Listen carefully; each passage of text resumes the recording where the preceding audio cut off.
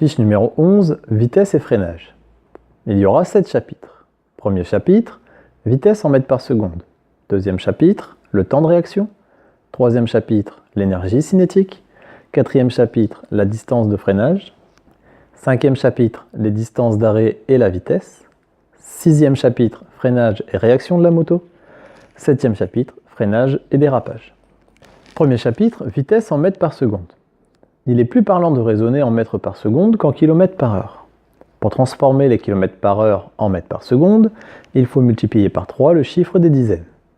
À 50 km/h, on fait 5 fois 3, ce qui nous donne 15 mètres par seconde.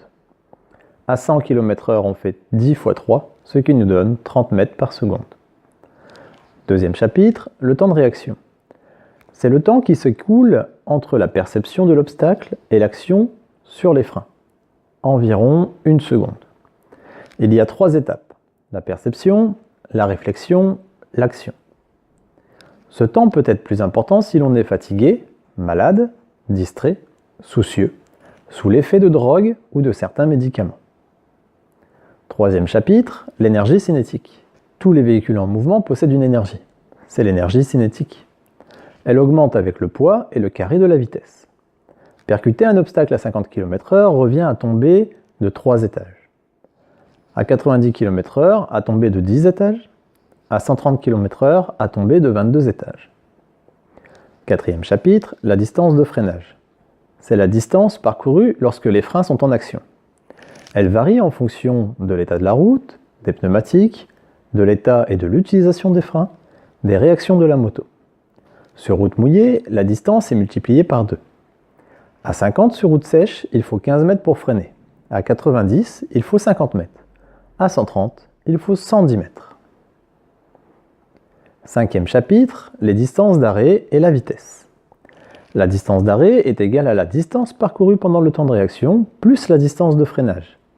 Pour la calculer, il suffit de multiplier le chiffre des dizaines par lui-même. À 50 km/h, il faut 25 mètres pour s'arrêter.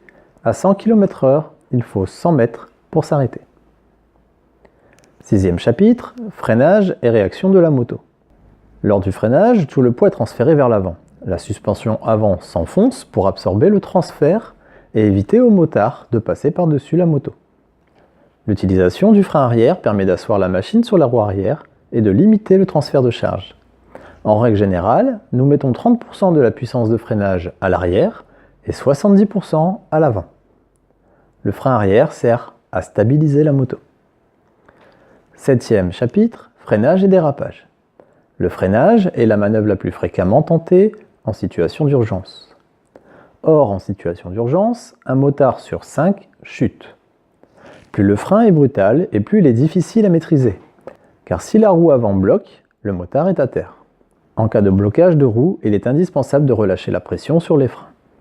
Cette fiche est maintenant terminée. Vous pouvez en apprendre une autre ou retourner à une vie normale.